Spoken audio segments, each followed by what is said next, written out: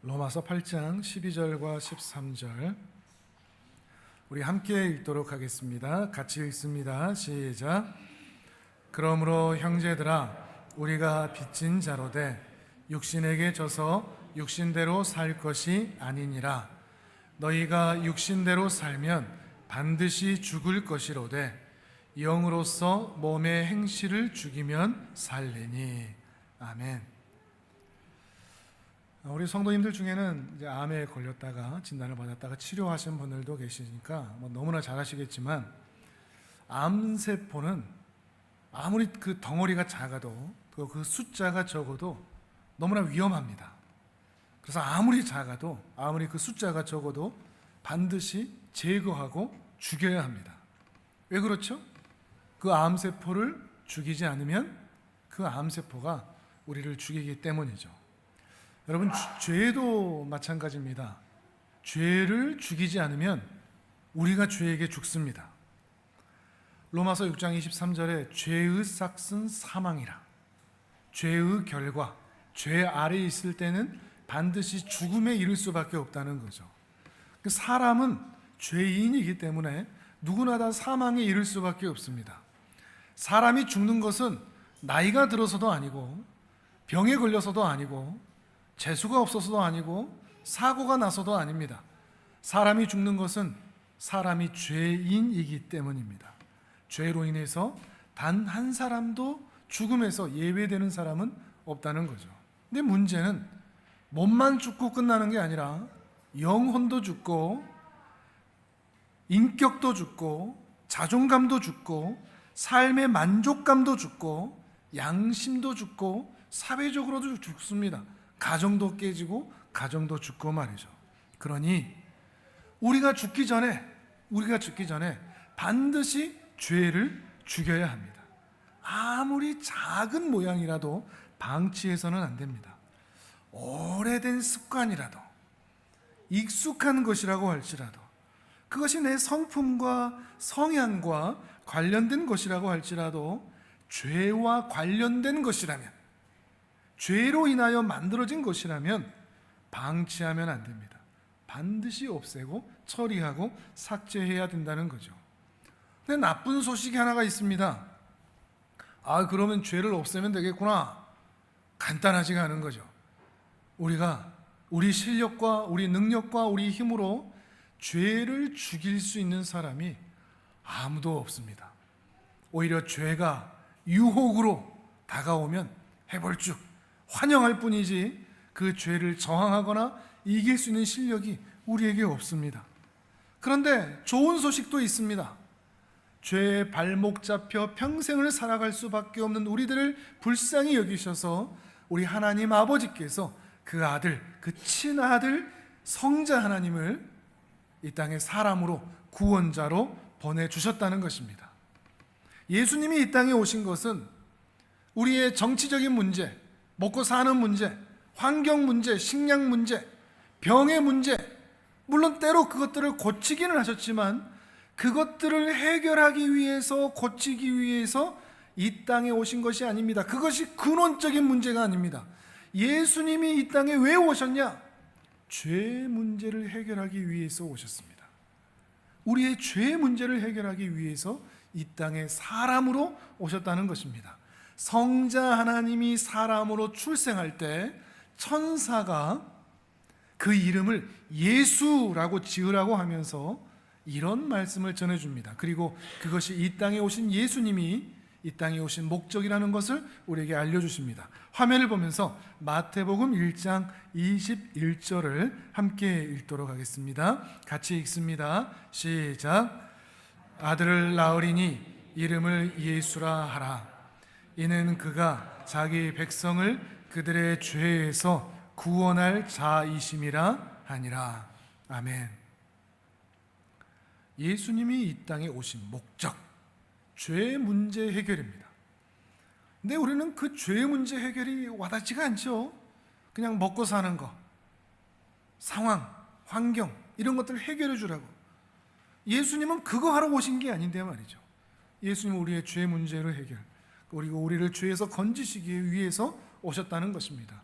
그리고 그 이름 그대로 예수님은 우리를 건지시기 위해서, 죄에서 구원하시기 위해서 십자가에 오르셨고, 십자가에서 자기의 생명을, 자기의 핏값을 지불함으로 우리를 죄에서 구원하셨습니다. 그래서 더 이상 우리가 죄인이라는 이름으로 부림을 당하지 않고 의인이라는 호칭을 얻게 되어 하나님의 자녀가 드디어 된 것이죠. 그러면 하나님의 자녀가 되었으니 그것으로 다 끝났느냐? 그것으로 다 문제가 해결되었느냐? 그것이 아니라고 했습니다. 우리가 그동안 확인했던 내용들이죠. 우리 속에는 여전히 죄의 유혹이 존재하고 있고, 그 죄와의 갈등, 그 죄와의 싸움이 우리 안에 남아 있다고 했습니다. 왜 그렇다고 했죠? 과거의 구원을 통해서, 2000년 전의 십자가의 사건을 통해서 죄의 책임, 그러니까 죄로 인하여 우리가 받아야 될 형벌, 그것은 면제받았습니다. 그러니까 우리가 더 이상 하나님 앞에 심판받을 일이 없는 겁니다. 하나님이 더 이상 우리를 분노로 쳐다보시는 일이 없습니다. 쉽게 말하면 우리는 더 이상 지옥 갈 일은 없습니다. 죄의 책임은 면제된 것이죠. 그러나 여전히 우리에게 남아있는 문제가 있는데, 그것은 죄의 오염의 문제입니다. 우리가 육신을 입고 태어나면서부터 우리 속에는 여전히 죄의 오염이 남아있어서 죄로 오염된 우리의 죄인된 본성, 탐욕, 정욕, 죄와 사망의 영향을 받는, 거기에 기울어지는 우리의 죄인의 본성이 남아있다고 했습니다. 이것을 성경에서 뭐라고 표현한다고 그랬죠? 육신이라고 표현한다고 그랬죠. 육신, 육체. 근데 그 육신에 있는 자들은 하나님을 결코 기쁘시게 할 수 없습니다. 우리가 함께 봐왔던 말씀이죠. 이렇게 우리 육신 안에 있는 옛사람과 성령으로 우리를 구원하셔서 우리를 구원하시는 새 사람과의 충돌, 이것이 매일매일 우리 안에 있습니다. 이 싸움, 죄는 계속해서 우리를 사망으로 데리고 가려고 하고 하나님에게서 멀어지게 만들게 하고, 그런데 성령님은 우리 안에서 계속해서 우리의 양심을 자극하여 말씀으로 하나님이 기뻐하시는 자리로 데리고 가려고 하는 이 갈등, 이 싸움이 우리 안에 여전히 남아있는 겁니다. 신앙생활이 왜 힘들다고요? 이게 우리 안에 있어서요. 우리 안에도 그렇거든요. 저렇게 하면 안 되는 줄 알면서 왜 그럴까? 그러면서 우리는 그쪽으로 걸어가고 있는 우리들의 모습을 보면서 그 모습 때문에 또한 양심이 찔려서 괴로워서 하나님께 죄송하는 마음을 가지게 되어서 우리의 마음이 힘들다는 것입니다. 우리는 날마다 죄로 인하여 또한 성령의 인도하심으로 인하여 전쟁이 일어나고 있는 이 마음판이 전쟁터라는 것이죠. 우리가 예수님의 초림과 재림 사이에 끼어 있기 때문이다, 이 말씀도 드렸습니다.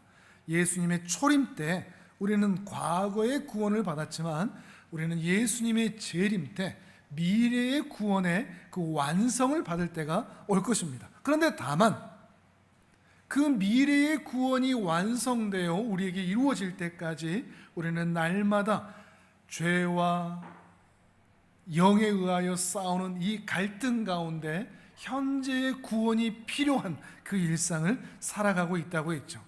이미 구원받았으나 아직 구원이 완성되지는 않은, 이미 예수님이 승리하셨으나 그 승리의 승전가가 완전히 이루어지지는 않은, 사단은 이미 실패했으나 완전히 항복하지는 않은, 근데 그 사이에서 사단은 그 사이에 끼어있는 우리의 틈새를 노리고 매일매일 유혹하고 걸려들게 하고 넘어지게 하고 실패하게 하고, 그래서 예수님을 떠나도록, 이 신앙에서 떠나도록 우리를 유혹한다는 것입니다. 이 두 세력 사이에서 어떻게 살라는 말인가, 어떻게 하라는 말인가, 이 갈등을 빚고 힘들어하고 있는 것이죠. 정말 그렇지 않습니까? 하루에도 내 영혼의 점령군이 몇 번씩이나 몇십 번씩이나 달라지는지 모릅니다. 한때는 육의 사람처럼 살다가 또 한때는 영의 사람인 것처럼 살고, 그래서 내가 막 헷갈리는, 나는 하나님의 자녀인가 사단의 자녀인가, 내가 정말 하나님의 자녀가 맞는가? 그래서 이 싸움을 그만두고 싶어 하기도 합니다. 이 싸움이 싫어서 교회를 떠나기도 하고요. 그냥 옛날처럼 살래, 이러면서 예수님을 떠나는 일도 있습니다. 그런데 여러분, 이 싸움을 포기해서는 안 됩니다. 이 싸움이 너무 힘들다고 해서 이 싸움을 중단해서도 안 됩니다. 우리의 아군인 성령님을 의지해서 우리는 계속해서 전쟁을 치러야 됩니다. 왜죠? 전쟁에서 지면 우리는 죽는 거니까요. 우리에겐 더 이상 소망이 없는 거니까요. 어떻게 하면 우리 안에 잔재되어 있는 그 빨치산 같은 이 육신을 이겨낼 수 있을까요? 오늘 하나님의 말씀에 그 답이 주어져 있습니다. 다시 한번 12절과 13절을 우리 성경을 보면서 같이 읽어보도록 하겠습니다. 같이 읽습니다. 시작. 그러므로 형제들아, 우리가 빚진 자로되 육신에게 져서 육신대로 살 것이 아니니라. 너희가 육신대로 살면 반드시 죽을 것이로되 영으로서 몸의 행실을 죽이면 살리니. 아멘. 사도 바울은 두 가지 승리의 원리를 우리에게 알려줍니다. 첫 번째, 영으로서 성령을 의지하라는 거죠. 두 번째, 몸의 행실을 죽여라, 그래야 산다. 죽기 살기로 싸워라. 이 두 가지를 우리에게 말해주고 있습니다. 첫 번째, 성령님을 의지해라. 성령을 의지해야 죄를 이길 수 있습니다. 성령을 의지해야만 죄를 이길 수 있습니다. 성령을 의지한다는 말의 반대말은 뭘까요? 성령을 의지하지 않는 게 아니라 내 힘으로 사는 것입니다. 성령을 의지해야 죄를 이기는데 내 힘으로, 내 생각으로, 내 계획으로, 내 노력으로 뭔가를 해보려고 할 때 우리는 질 수밖에 없습니다. 우리의 경험으로도 다 알지 않습니까? 작심삼일로 끝난 게 몇 수십 년입니까? 13절에 이렇게 얘기하죠. 다시 한번 13절을 읽어볼까요? 시작. 너희가 육신대로 살면 반드시 죽을 것이로되 영으로서 몸의 행실을 죽이면 살리니. 아멘. 육신대로 살면, 육신에 점령당하여 살면 반드시 죽는다.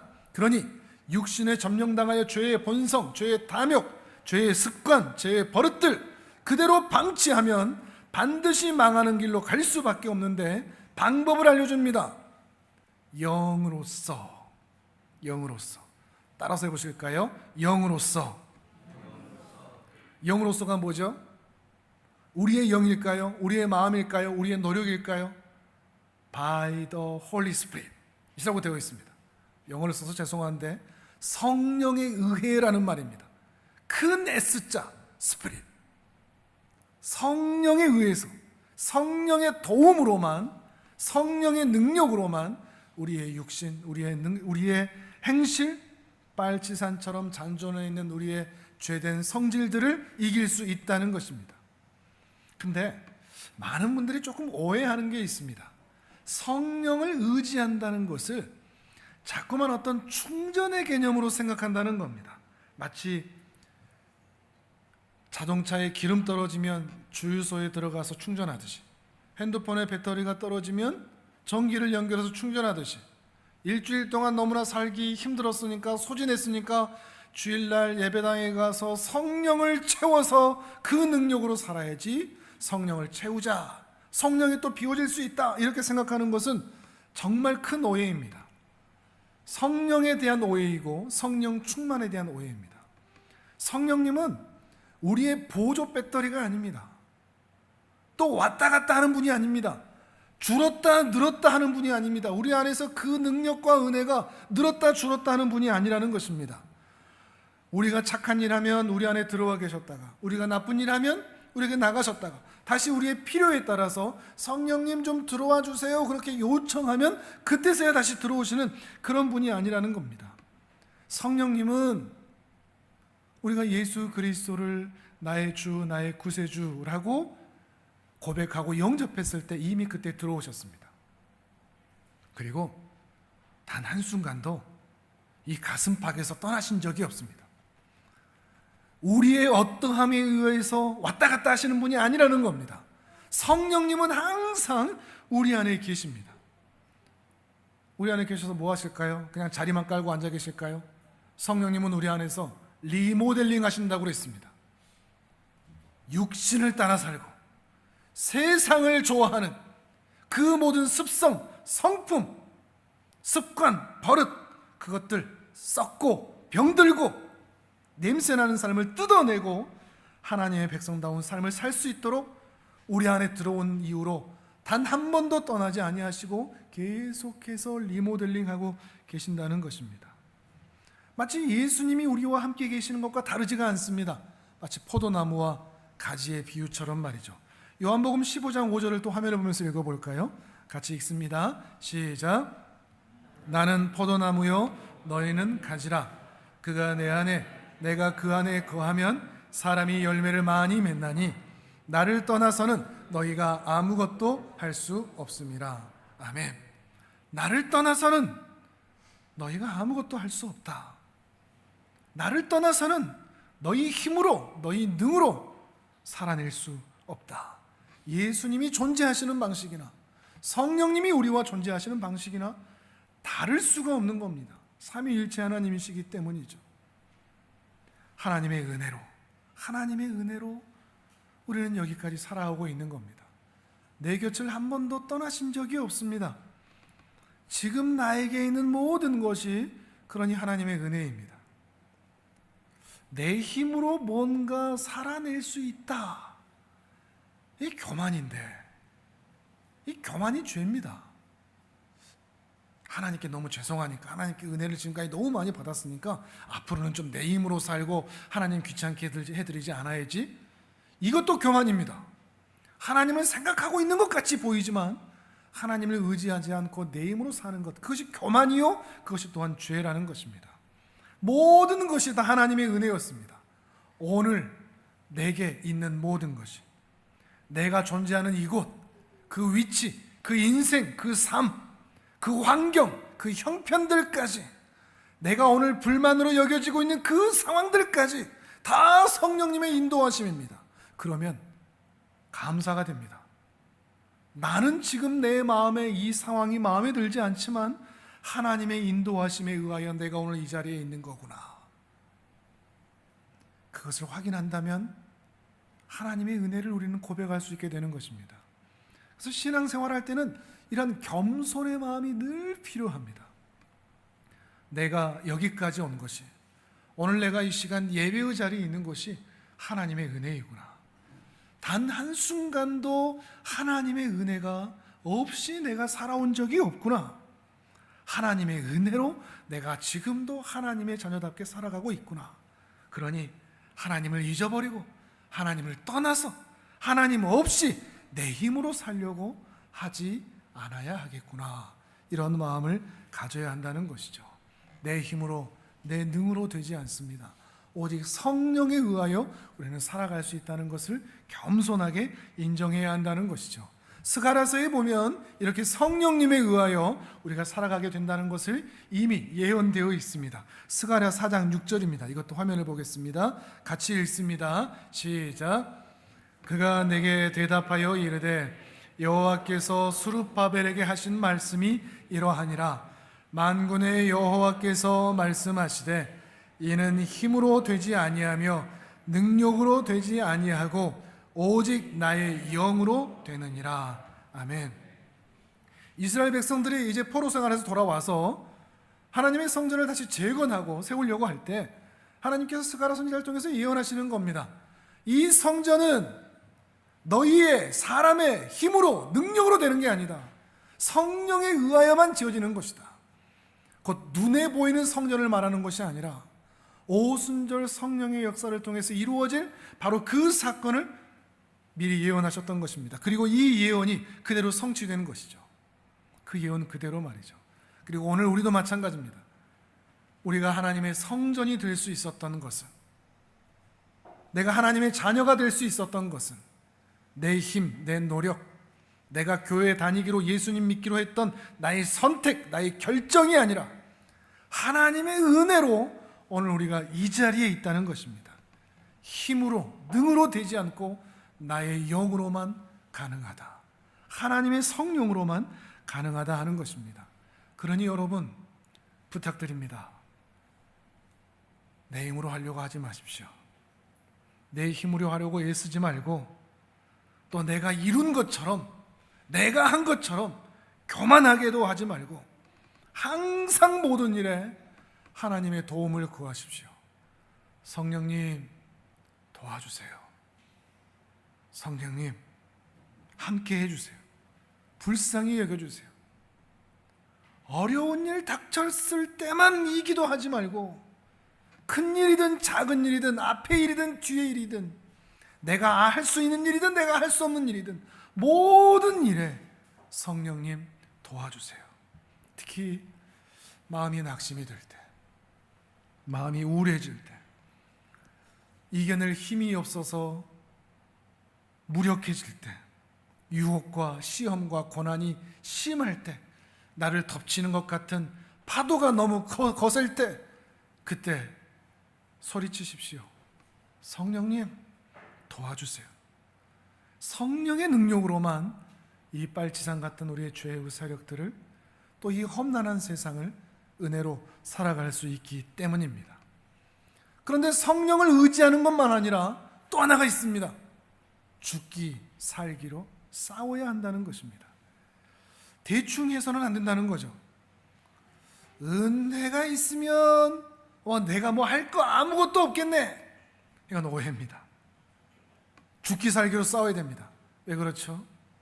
내가 죄를 죽이지 않으면 죄가 나를 죽이기 때문입니다. 내가 죄를 죽이지 못하면 내가 죄에게 죽는다는 마음으로 죽기 살기로 죄를 몰아내야 합니다. 13절을 다시 읽어보겠습니다. 같이 읽습니다. 시작. 너희가 육신대로 살면 반드시 죽을 것이로되 영으로서 몸의 행실을 죽이면 살리니. 아멘. 영으로서 몸의 행실을 죽이면 살리니. 어떻게 보면 매우 모순되죠.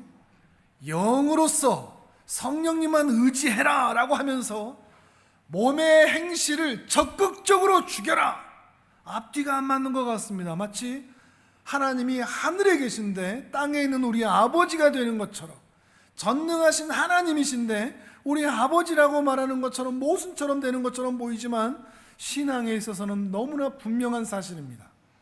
성령님을 완전히 의지하되 또한 그 성령님을 의지하여 우리는 죽기 살기로 죄와 싸워야 한다는 것이죠. 근데 우리 신자들이 이것을 오해합니다.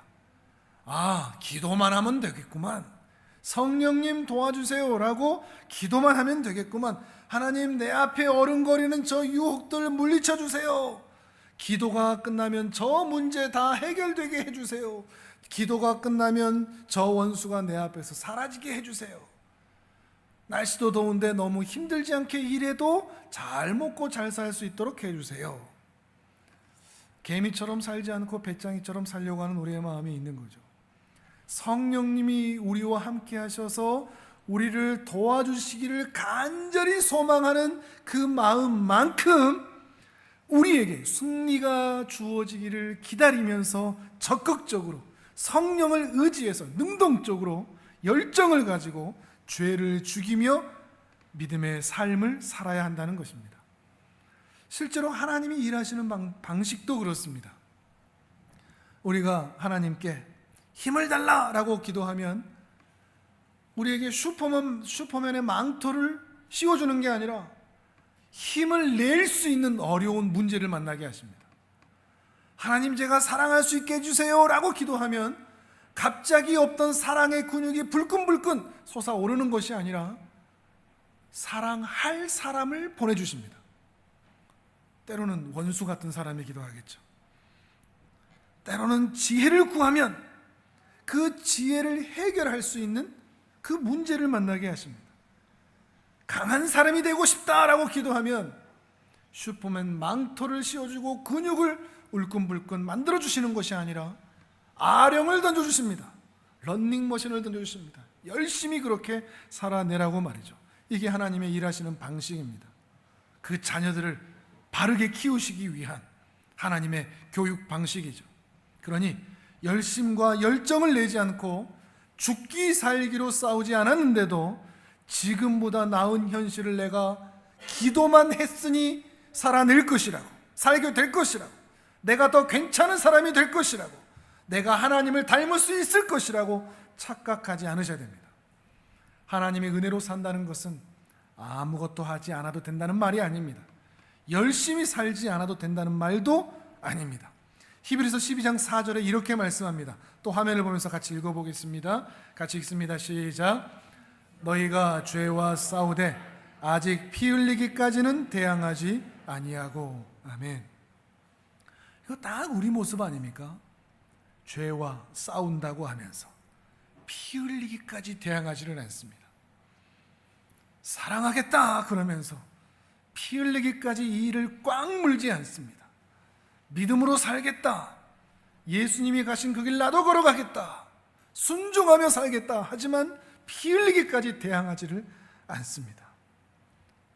왜? 피 흘리기까지 이를 꽉 물고 분투하며 싸워야 된다고요? 내가 죄를 죽이면 내가 살지만 내가 죄를 죽이지 못하면 죄가 나를 죽이기 때문입니다. 죄는 다 죽입니다.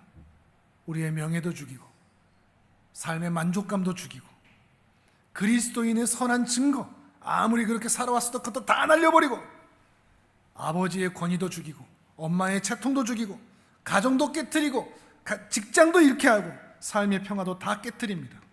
죄는 우리를 죽입니다. 그러니 죄를 죽여야 내가 삽니다. 저를 따라서 한번 해볼까요? 내가 죄를 죽이지 않으면 죄가 나를 죽인다. 삼손을 예로 한번 생각해 보십시오. 삼손은 이런 부르심을 받은 사람이 있을까 싶을 정도로 민족의 해방자로, 블레셋에서 자기 민족 이스라엘을 구원하라고 그 소명자로 부르심을 받았습니다. 그렇게 그 소명을 감당할 수 있도록 하나님께서 힘도 주셨고 지혜도 주셨습니다. 그런데 삼손은 애완용 죄 하나를 가슴에 품고 살고 있었습니다. 그것은 음란한 마음과 생각이었습니다. 그리고 이방인 여인을 만나자 그 마음에 품었던 애완용 개가 뛰쳐나와서 그것을 실행했습니다.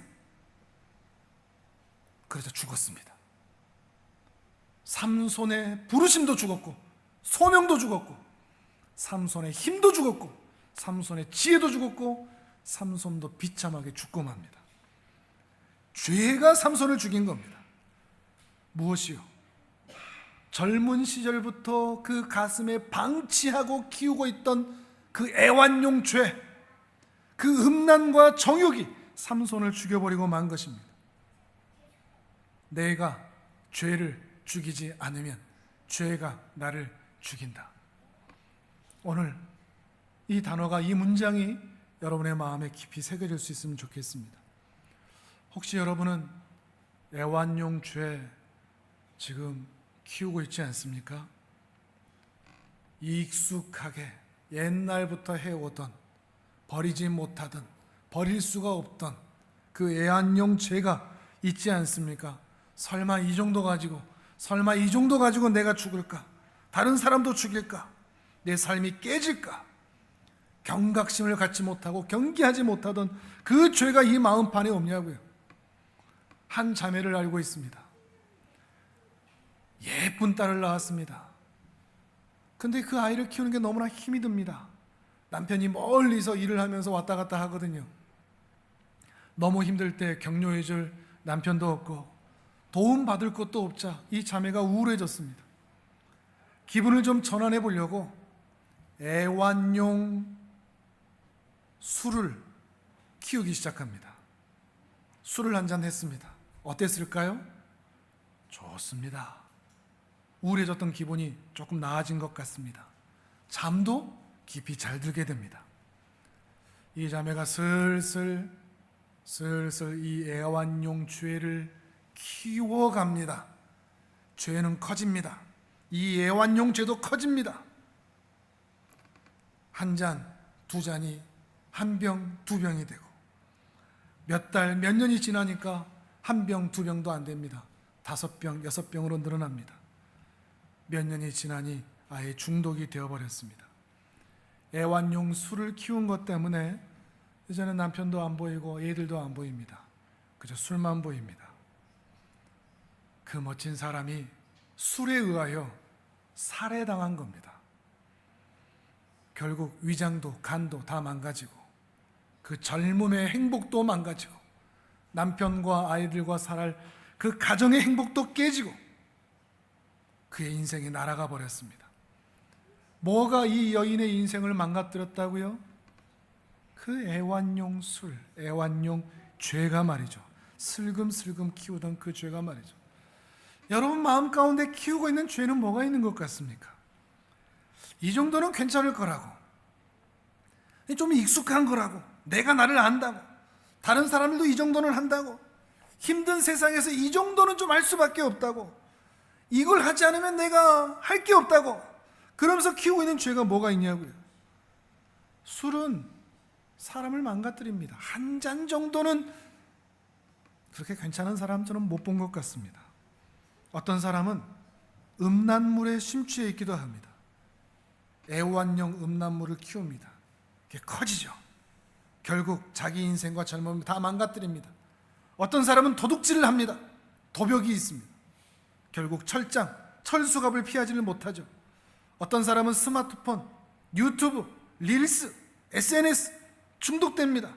끊지 못합니다. 자기의 시간, 자기의 생각, 자기의 인생 다 날아갑니다. 다 빼앗기는데 그걸 모릅니다. 어떤 사람은 마약을 끊지 못합니다.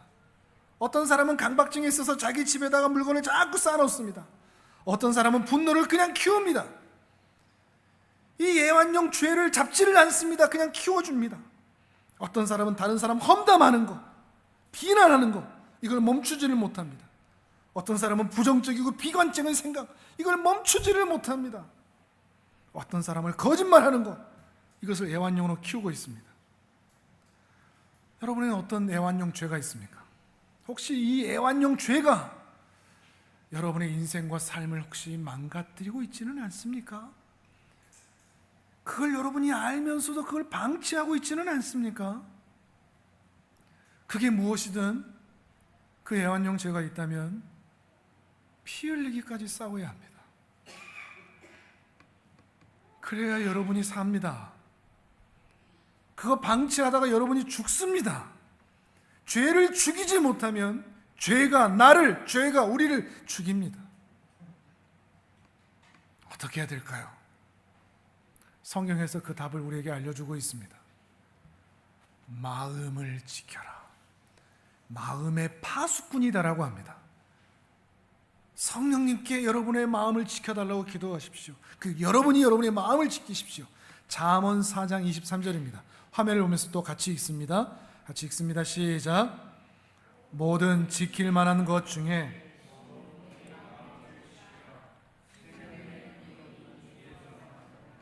아멘. 생명의 근원이 이에서 남이라. 생명이 어디서 자란다고요? 생명은 마음에서 자랍니다. 우리의 영원한 생명 어디서 자란다고요? 이 마음판에서요. 그러니 하나님께서 우리 모두에게 말씀하십니다. 무엇보다도 네 마음을 지켜라. 네 생각을 지켜라. 이 마음에서 그 애완용 죄가 습관처럼 버릇처럼 쫓아가거든 잘라버려야 됩니다. 김유신 장군이 술집으로 안내하는, 기생집으로 안내하는 그 말에 목을 쳐버리듯이 싹둑 잘라버려야 됩니다. 육신의 생각은 사망이요 영의 생각은 생명과 평안이라. 육신의 생각은 하나님과 원수가 되나니 이는 하나님의 법에 굴복하지 아니할 뿐 아니라 할 수도 없습니다. 육신의 생각은 반드시 우리를 죽입니다. 요즘 묻지마 흉기난동 때문에 전 국민들이 불안해하죠. 이 흉기난동 갑자기 불현듯한 행동일까요? 틀림없이 그 사람들은 다 이 머릿속에서 수없는 예행 연습을 해봤을 겁니다. 이 마음의 분노, 서운함, 실망, 그 모든 감정들로 인하여 내가 사람들 내 손에 칼이 쥐어주기만 하면 다 죽여버려야지. 그러면서 실제로 수없이 시뮬레이션 해봤을 겁니다. 내가 어떤 역에 가서, 내가 어떤 거리에 가서 보이는 사람들 내가 이렇게 죽여야지.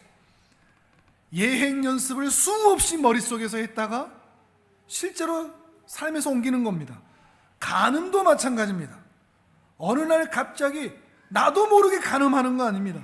마음속에 끊임없이 자기 남편에 대한 불만, 자기 아내에 대한 불만, 또한 내 마음속에 자리 잡던 그 애완용 음란한 마음이 끊임없이 올라올 때 이 속에서 수없는 시뮬레이션을 해봤다가 예행 연습을 하다가 어느 날 갑자기 내 남편과 정반대의 남자를 만났을 때, 내 아내와 정반대가 되는 여자를 만났을 때, 그때 사단이 충동할 때 수천 번 수백 번 마음속에서 예행 연습해봤던 그것을 실행에 옮기는 것입니다. 도둑질도 마찬가지고요, 다른 사람 헐뜯고 비난하고 하는 것도 마찬가지입니다. 여러분 마음에서 어떤 죄가 일어나고 있습니까? 여러분은 알지 않습니까? 일주일의 삶 동안 여러분의 생각 속에서 무엇이 일어나는지 여러분 잘 알고 있지 않습니까? 죄는 여러분의 생각을 먹고 자랍니다. 죄의 양식은, 여러분에게 표출되어 나타나는 죄의 밥은 여러분의 생각입니다. 그 생각을 먹고서 여러분에게서 죄로, 행동으로 표출되어 나타나는 것입니다. 그러니 육신의 생각에 사료를 주지 마십시오. 더 잘하지 못하도록 굶겨서 죽여야 됩니다. 싹둑 잘라버려야 됩니다. 비정하게, 매정하게. 요셉 할아버지가 보디발의 집에서 일을 하는데 보디발의 아내가 눈을 찔끔찔끔하면서 유혹합니다. 그때 사모님 잠깐 앉아보세요. 사모님이 저한테 이렇게 하시면 안 될 101가지 이유 이렇게 설명할게요. 그러니 가지 마세요 하는 게 아니라 싹둑 잘랐습니다. NO! 안 됩니다. 너무 야박한가요?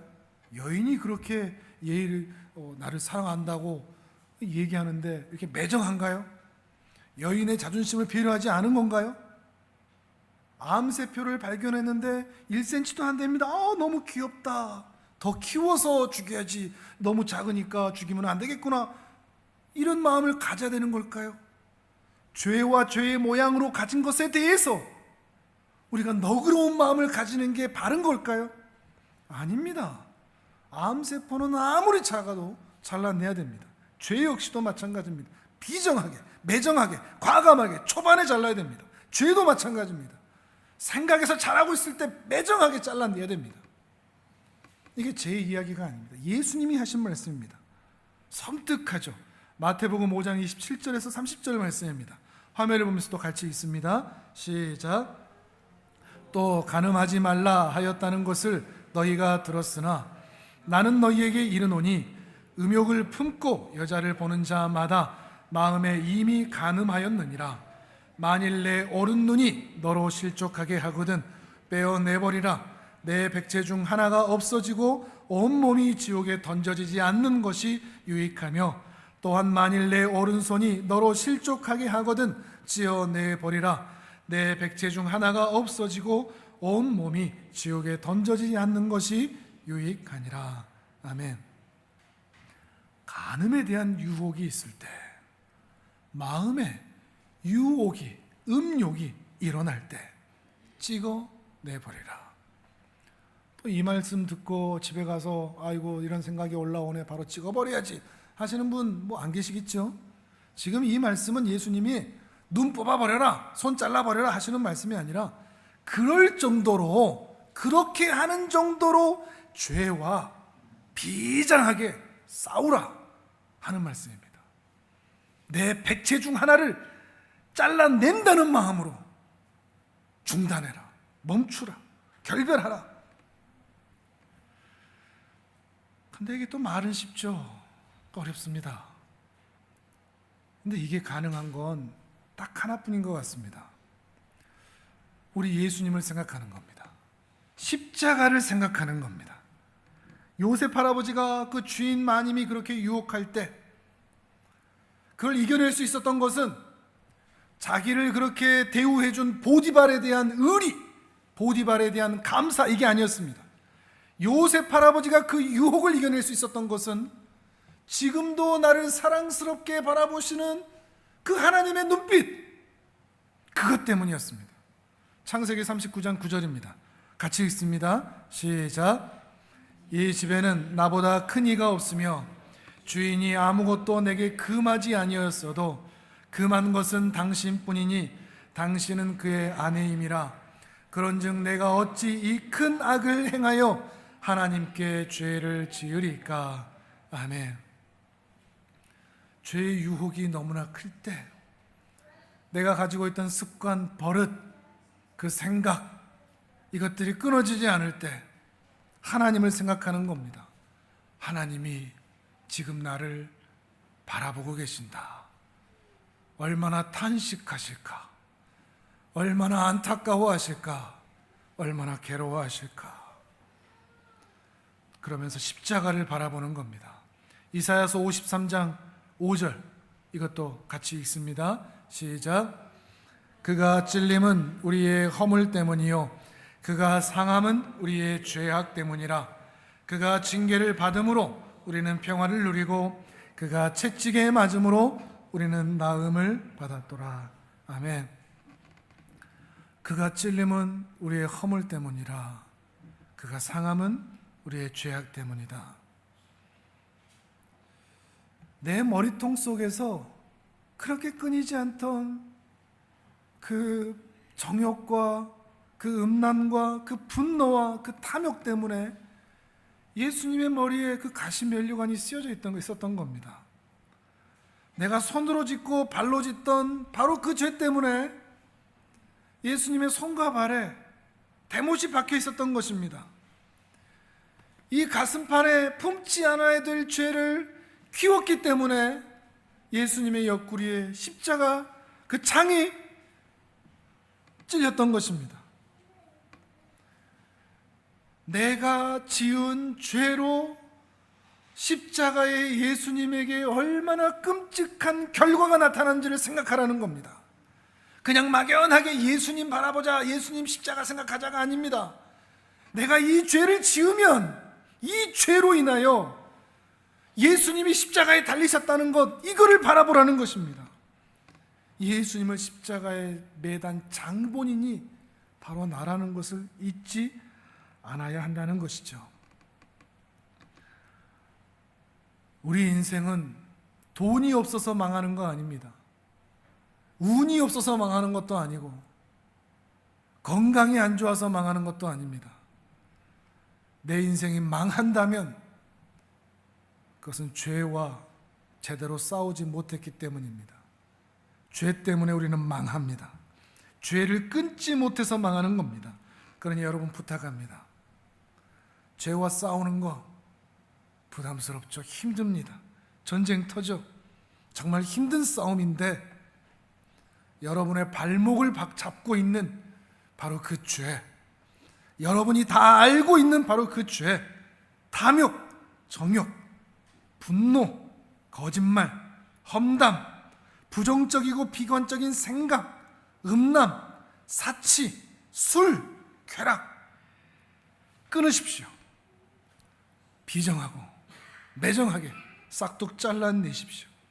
그래야 여러분이 죽지 않습니다. 그래야 여러분의 인생의 행복이 드디어 시작될 수 있습니다. 사랑하는 여러분, 날이 갈수록 성령님과 싸우면서 성령님을 내가 이기던 횟수보다 이제 성령님이 나를 이기는 횟수가 더 많아져서 죄가 여러분의 발목을 붙잡지 못하도록 더욱 성령님을 의지하여 믿음의 싸움에 승리하여 날마다 행복한 인생, 복된 인생 되시는 주의 자녀들 되시기를 주님의 이름으로 축복합니다. 아멘.